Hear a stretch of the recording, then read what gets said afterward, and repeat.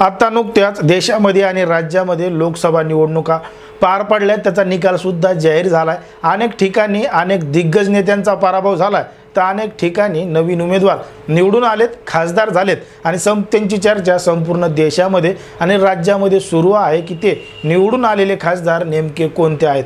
पण मात्र राज्यामध्ये जे काही असे सुद्धा उमेदवार आहेत जे दिग्गज आहेत आणि त्यांचे डिपॉझिट सुद्धा जप्त झालेले आहेत।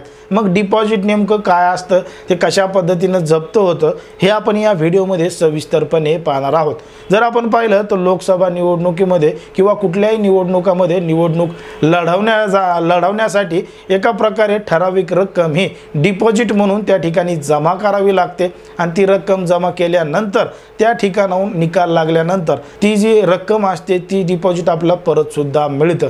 1951च्या लोकप्रतिनिधी कायद्यानुसार ज्या उमेदवाराला एकूण मतदानाच्या 1/6 एवढं मतदान मिळत नाही अशा उमेदवारांचं डिपॉझिट जप्त होत असतं आणि ज्या उमेदवाराला 1/6 पेक्षा जास्त मत मिळतं एकूण मतांच्या, त्यांचं मात्र डिपॉझिट निवडणुकीचा निकाल लागल्यानंतर काही दिवसात परत सुद्धा मिळतं। मग राज्यातले असे किती नेते आहेत जे दिग्गज आहेत आणि त्यांचं डिपॉझिट जप्त झालंय हे पाहूया आपण ग्राफिक्सच्या माध्यमातून। पण जर तुम्ही अजूनही आपलं चॅनल सबस्क्राइब केलं नसेल तर लगेच सबस्क्राइब करून घ्या आणि बाजूला असणाऱ्या बेल नोटिफिकेशनला सुद्धा ऑन करायला विसरू नका। यामध्ये पहिलं नाव आहे ते म्हणजे महाविकास आघाडीचे उमेदवार चंद्रहार पाटील यांचे।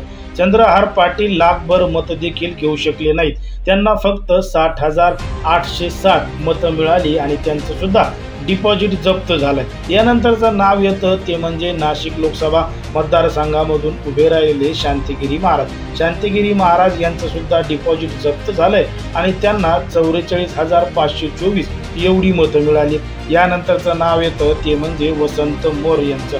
वसंत मोरे यांनी पुणे लोकसभा मतदारसंघामधून निवडणूक लढवली आणि त्यांना त्या ठिकाणी डिपॉझिट जप्त त्यांचं झालेलं आहे।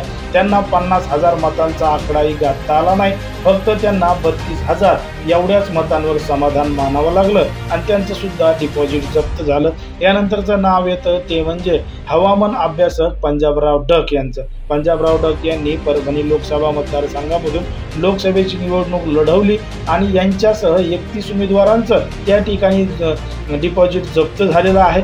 आणि यानंतरचं नाव येतं ते म्हणजे उत्कर्षा रुपवते यांचं। उत्कर्षा रुपवते ह्या तिसऱ्या स्थानावर राहिल्या। इतकंच नाही तर त्यांना लाखभर मतांचा टप्पा सुद्धा गाठता आला नाही, त्यांना 60,000 एवढी मतं मिळाली असून त्यांचं सुद्धा डिपॉझिट जप्त झालं। यानंतरचं नाव येतं ते म्हणजे प्रकाश शेंडगे यांचं। प्रकाश शेंडगे यांनी सांगलीतून लोकसभा निवडणूक लढवली आणि त्यांचं डिपॉझिट या ठिकाणी जप्त झालं, त्यांना फक्त 8,000 मतं मिळाली असून अशा पद्धतीनं त्यांचं सुद्धा डिपॉझिट जप्त झालं। राज्यामधले काही प्रमुख नावं आम्ही तुम्हाला सांगितले, त्यांचं या 2024च्या लोकसभा निवडणुकीमध्ये डिपॉझिट जप्त झालेलं आहे। एकंदरीत ज्या पद्धतीनं 2024ची निवडणूक पार पडली त्या संपूर्ण प्रक्रियेत तुम्हाला काय वाटतं हे अगदी स्पष्टपणे कमेंटमध्ये सांगा आणि अशाच पद्धतीचे नवनवीन व्हिडिओ पाहण्यासाठी आपल्या चॅनलला लगेच सबस्क्राईब करून घ्या।